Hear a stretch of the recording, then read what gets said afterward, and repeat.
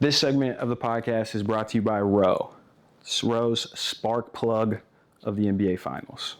But with that being said, from like a spark of each team, like who is that guy? Like a Rose spark? You like a Rose Sparks. But who is that guy for the Pacers that's like this, if this happens, like this spark for the Pacers and then this spark for OKC? I think if Mathurin, like, you can see he still has young moments to where, like, he might dribble in the crowd and then get back to it. Or, I don't know. I think he has to be that X factor to where he's like on some Jalen Williams shit. Where you got Halliburton and Shea trying to be the level of, rise the level. And then you got Jalen Williams just kind of stealing the show on some Scottie Pippen shit. I think Mathurin's got to get in that box. He's got to get in that box. Whereas those three, and then it's like Mathurin because he's capable. Yeah. With OKC, I think, I mean, their team is so well put together that So like, solid.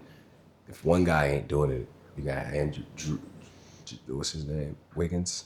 Oh, yeah. I'm sorry. I don't know his first name. You got Wiggins coming in, and he's going to provide. You got Caruso still being a pest.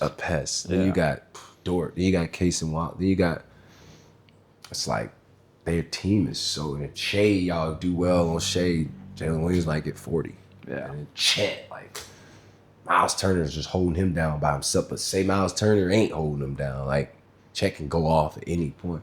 And then Hartenstein's just, Hartenstein. he can help any team in the league right now this year. Like, if you put Hartenstein as your starting big on any non-playoff team, they might go to the playoffs. He's just that good. He's that valuable.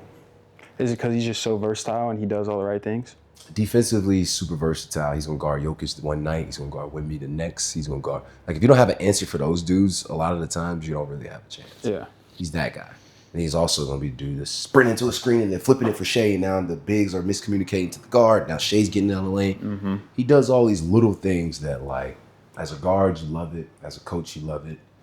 And playing next to him, you love it. Yeah. Like, I think for me with the Pacers, consistently in the finals, I think it's been Obi.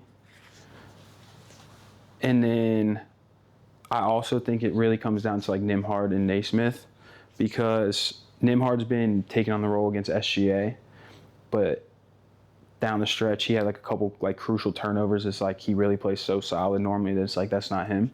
So I think it's fatigue. Yeah, it's Nembhard for me on the Pacers, and then I think you got to have a guy like Naismith or a guy like Obi that really, I think they need a couple more sparks than what OKC does.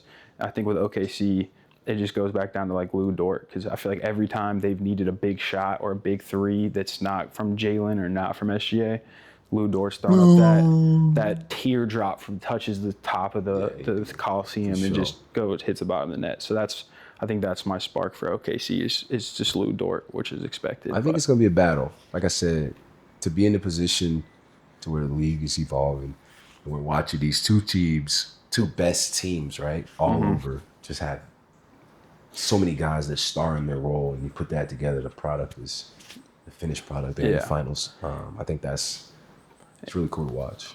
All right, that is our Row spark plug of the NBA Finals. So head on over to row.co/backyard, and if prescribed, you get $15 off your first order of Row Sparks.